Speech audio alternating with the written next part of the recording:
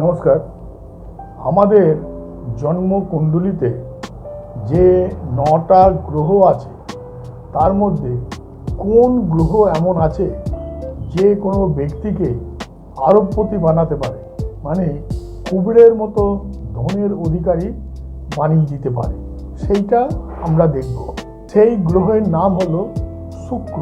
শুক্র মানেই হলো ভোগবিলাস, লাক্সারি।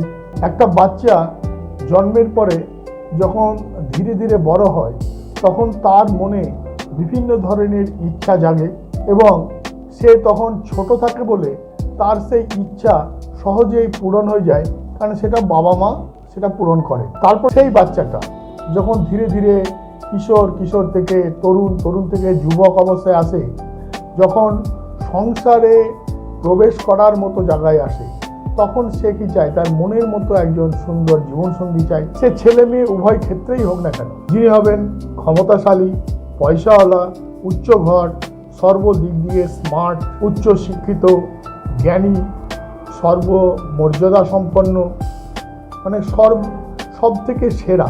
প্রত্যেকটা ব্যক্তি, সে নারী পুরুষ নির্বিশেষে, তার যে জীবনসঙ্গী হবে সে সবসময় উচ্চাশা করে যে তার জীবনসঙ্গী সর্বসেরা, সবার সেরা হবে। তো এই সবই সম্ভব তখনই হয় যখন সেই জাতক বা জাতিকার যে জন্মকুণ্ডলী, তাতে শুক্রের পজিশন যদি খুব পাওয়ারফুল হয়, শুক্র যদি শক্তিশালী হয়, সে যদি ভালো ঘরে থাকে, তার উপরে যদি শুভ গ্রহের দৃষ্টি থাকে, তার ঘরের অষ্টক যদি অনেক বেশি বিন্দু পেয়ে থাকে, তাহলে কিন্তু সেই শুক্রের দশা বা অন্তর্দশা যখন আসবে তখন কিন্তু সে যেমন সে আশা করে, যেমন সে কল্পনা করে, সে কল্পনার রাজ্যের থেকেও অনেক বেশি ওপরে উঠতে পারে। এটা একমাত্র শুক্রই সেটা দিতে পারে। আমাদের যখন সাধারণত কোনো ছেলের যখন বিবাহ দেওয়া হয় তখন সাধারণভাবে কি বলা হয় যে ঘরের লক্ষ্মী এসছে। তাহলে গৃহে যিনি আসছেন বউ হয়ে, তাকে লক্ষ্মী বলা হচ্ছে। তো লক্ষ্মী তিনি হবেন না সুলক্ষ্মী হবেন না কুলক্ষ্মী হবেন, সেটা কিন্তু সংসার জীবনে প্রবেশ করার পরে, সংসারে কিছুদিন সময় কাটানোর পরে ধীরে ধীরে কিন্তু সেটা বোঝা যায়। এবং সেটা কখন সুলক্ষ্মী হয় বা কখন কুলক্ষ্মী হয় সেটাও কিন্তু এই শুক্রের বিচারের ওপরেই, বা শুক্রের মানে পাওয়ার বা শক্তি, বা জন্মকুণ্ডলিতে শুক্র কোন জায়গায় আছে তার উপরেই কিন্তু বিচার করা হয়ে থাকে। যদি শুক্র পাওয়ারফুল হয়, যদি শুক্র স্বগৃহে বা কোনো শুভ গৃহে থাকে, যদি শুক্র কেন্দ্রে বা কোণে থাকে, যদি শুক্র উচ্চ ঘরে থাকে, যদি তার উপরে কোনো শুভ গ্রহের দৃষ্টি পড়ে, তাহলে কিন্তু সব কিছুই ভালো হবে। যেটা বললাম যে সে জীবনসঙ্গী হিসাবে যাকে পাবে সে তার মনের মতো হবে।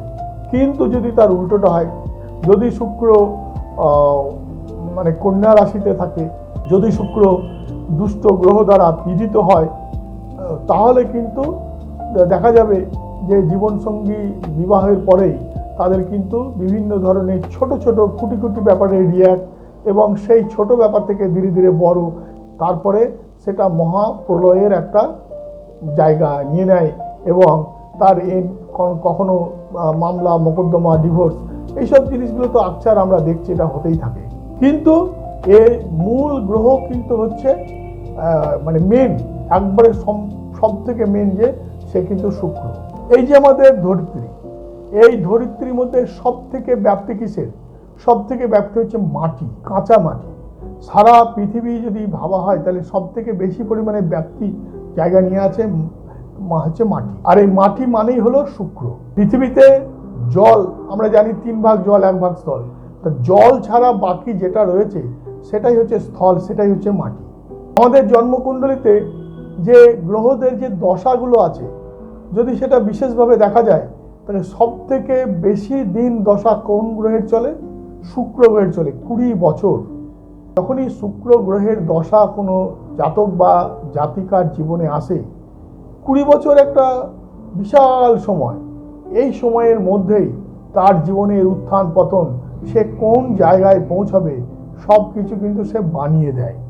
তো যারা জীবনের প্রথম ভাগে এই শুক্রের দশা পান, তারা কিন্তু মানে সেই ভাগ্যবান যারা মানে যাদের বলছিলাম যে কুবেরের মতো ধন সঞ্চয় করতে পারেন বা সেরকম ধনী হতে পারেন, এরা তখনই সম্ভব হয় যারা প্রথম জীবনে, বিশেষ করে মানে কিশোর পেরিয়ে যখন সংসারে প্রবেশ করছেন, তখন যদি তারা শুক্রের দশা পান।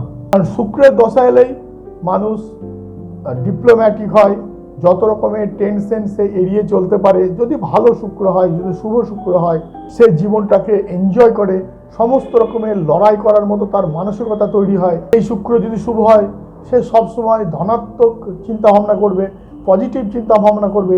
তার ফলে তার যা কিছু মানে বিচার সব কিন্তু পজিটিভ হবে।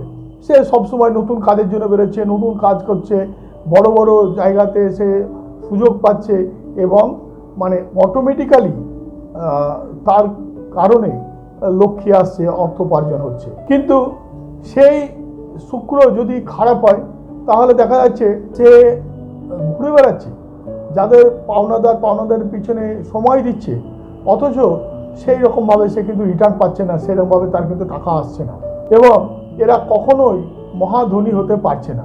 আরেকটা জিনিস দেখবেন, যারা প্রচুর কামাতে জানে তারা প্রচুর খরচা করতেও জানে। যে খরচা করতে জানে তাকে সবাই আমির বলে, সবাই তার প্রতি মোহিত হয়, তার আন্ডারে কাজ করতে চায়, তার সাথে কাজ করতে চায়। এর ফলে কি হয়, সে হাজার হাত দিয়ে রোজগার করে, মানে যারাই তার আন্ডারে কাজ করে তাদের মাধ্যমেই তো তার রোজগার হয়। যাদের শুক্র শক্তিশালী তাদের ক্ষেত্রে এরকম কিন্তু ঘটে। তো এখন বলছিলাম যে এই শুক্রের দশা সে একটা জাতক বা জাতিকা জীবনে কবে আসছে তার উপরে কিন্তু এই সব কিছু নির্ভর করছে। কেউ প্রথম জীবনে শুক্রের দশা পায়, কেউ মধ্য জীবনে শুক্রের দশা পায়, কেউ তরুণ অবস্থায় শুক্রের দশা পায়, কেউ আবার শেষ জীবনে শুক্রের দশা পায়, আবার অনেকে শুক্রের দশা পায় না। তো যে শুক্রের দশা পায় না, তার যদি কুণ্ডলিতে শুক্র ভালো অবস্থাতেই থাক আর খারাপ অবস্থাতেই থাক, তাদের কিসে যায় আসে।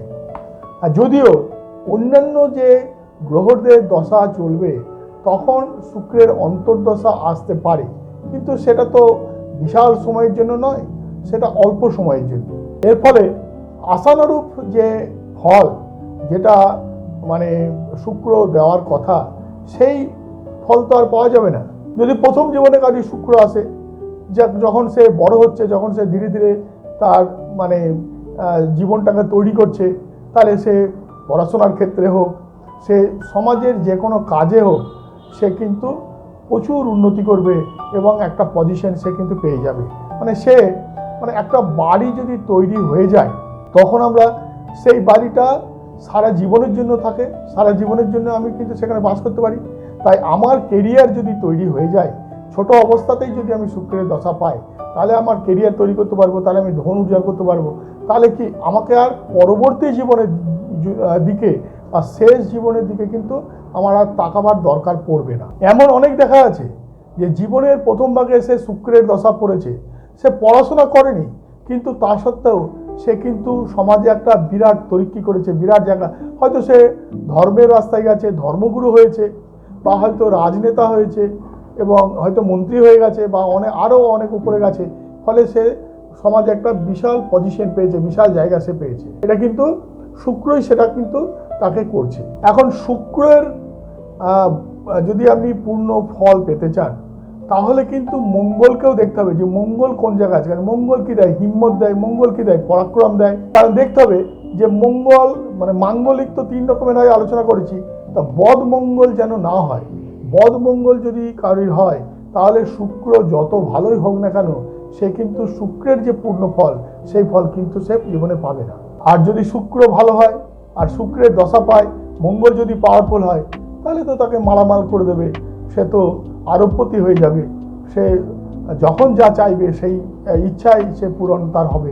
আমাদের দেহে 75% হচ্ছে জল, যেটা হচ্ছে চন্দ্রের কারক, আর বাকি যে আছে সেটা হচ্ছে রবির কারক। আমাদের রবি এবং চন্দ্র হচ্ছে মূল নক্ষত্র।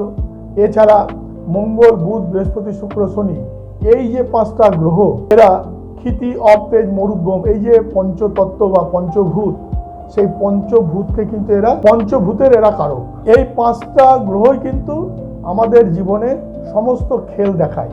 আর এই 5টা গ্রহ যদি শক্তিশালী হয়, সেক্ষেত্রে রবিচন্দ্র যদি দুর্বল হয়ও তাতে কোনো অসুবিধা হয় না। এখন যাদের জন্মকুণ্ডলিতে শুক্র দুর্বল, শুক্র হয়তো কোনো পীড়িত, তাহলে শুক্রকে ঠিক কী করে করা যায়? কিছু কিছু টোটকা আছে, যেমন ঘি, আটা, গুড়, বাদাম, কাজু, আখরোট, এই যে ড্রাই ফ্রুটগুলো আছে, এইগুলো দিয়ে যদি একটা লাড্ডুর মতো তৈরি করা যায়, যেটা উত্তর ভারতে এটাকে বলা হয় পিঞ্জরি। তো এই জিনিসগুলো কিন্তু মানে যদি নিয়মিত সেবন করা যায়, যেটা যখন মায়েরা গর্ভাবস্থায় প্রথম যখন তারা সন্তান ধারণ করেন, উত্তর ভারতে এইগুলো তাদের খাওয়ানো হয়। এতে তাদের মানসিক শক্তি, শারীরিক শক্তি এবং সন্তান ধারণের জন্য যে এক্সট্রা শক্তি ব্যয় হয়, সেই শক্তি লাভ হয়। তো এই মানে যে জিনিসটা বললাম, যে ড্রাই ফ্রুট, গুড়, ঘি এবং আটা, এইটা দিয়ে যদি সেই রকম ধরনের মিষ্টান্ন বানানো হয় এবং সেটা যদি নিয়মিত সেবন করা হয়, তাহলে কিন্তু শুক্রের যে পীড়িত বা শুক্র যে দুর্বল, মানে বেশি ঠিকমতো খাওয়া দাওয়া, বিশেষ করে ঘি যারা বেশি পরিমাণে খায়, ঘি যারা নিয়মিত খায়, তাদের কিন্তু শুক্র সবসময় শক্তিশালী থাকে। এছাড়া তো শুক্রের প্রতিকারের জন্য তো বলা হয়েছে যে যদি সাদা মিষ্টান্ন কাউকে খাওয়ানো হয় বা দান করা হয়, বা মন্দিরে গিয়ে যদি মিষ্টান্ন দান করা হয়, বা যদি চাল দান করা হয়, বা শুক্রের যে মন্ত্র আছে তাই যদি রোজ পাঠ করা হয়, বা যদি নবগ্রহে যজ্ঞ করা হয়, তাহলে তো শুক্র যাদের পীড়িত, শুক্র যাদের দুর্বল, সেই শুক্রকে শক্তিশালী করা যাবে। যারা আমার অনুষ্ঠান দেখছেন, যাদের আমার অনুষ্ঠান ভালো লাগে, তারা অবশ্যই আমাকে লাইক করবেন। আর যারা নতুন আমাকে আমার প্রোগ্রাম দেখছেন, তারা প্রতিদিন প্রোগ্রাম পাওয়ার জন্য অবশ্যই আমাকে সাবস্ক্রাইব করবেন। আপনি দেখুন যে আপনার শুক্র কোন জায়গায় আছে। আপনি কমেন্টে যদি জানিয়ে দেন যে আপনার শুক্র পাওয়ারফুল না দুর্বল, তাহলে কিন্তু সঠিক সময়ে তার উত্তর আপনি পেয়ে যাবেন। সবাই খুব ভালো থাকুন।